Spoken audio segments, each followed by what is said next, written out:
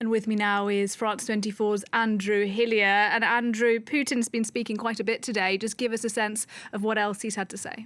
Yeah, that's right. The Russian President Vladimir Putin speaking earlier today at a summit in Kazakhstan, saying that that large-scale attack on Ukraine's energy infrastructure was a response to Ukraine's use of Western-made long-range missiles used to target military infrastructure deep inside Russia. Now, Putin, importantly, also said there that he would consider targeting Ukrainian decision-making centers. Now, he's referring, of course, to government buildings in the heart of Kyiv. These are buildings, facilities that have been spared mainly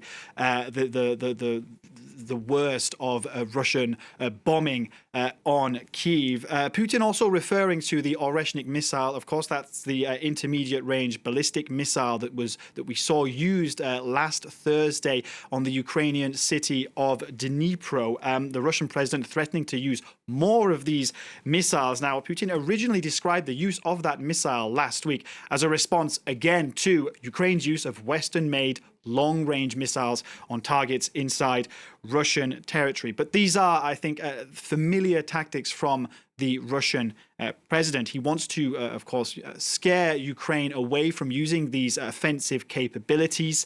And the fact that the Russian president is so keenly focused on these Western-made long-range missiles does perhaps show that he is acutely aware of the threat that they do pose to Russian military targets. Well, let's talk about one of those claims in particular that you mentioned quite a bit there, Andy, this idea that Putin says these attacks today on Ukraine are in response to Western weaponry being used on Russian soil. Does that claim by Vladimir Putin stand up?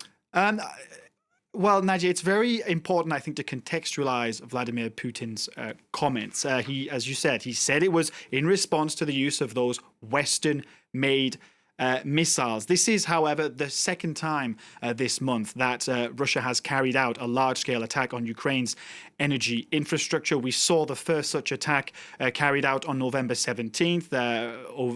I think roughly, that's right, 120 missiles and 90 drones were used in that attack. And that attack happened before Ukraine was officially given the green light to use those Western-made missiles. So this is about more than that. This is part of a deliberate strategy aimed at targeting Ukraine's power infrastructure in the run-up to winter. We've seen it happen every single winter throughout this war.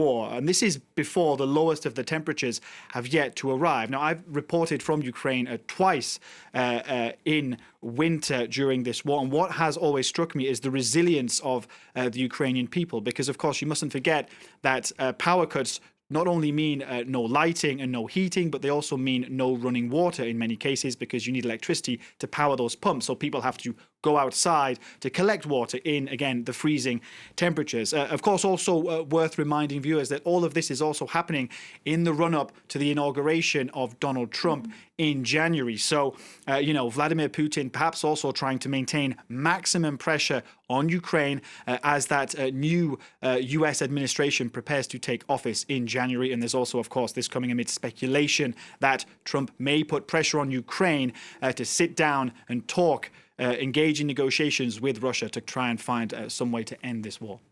Andrew Hilliar, thank you very much indeed. And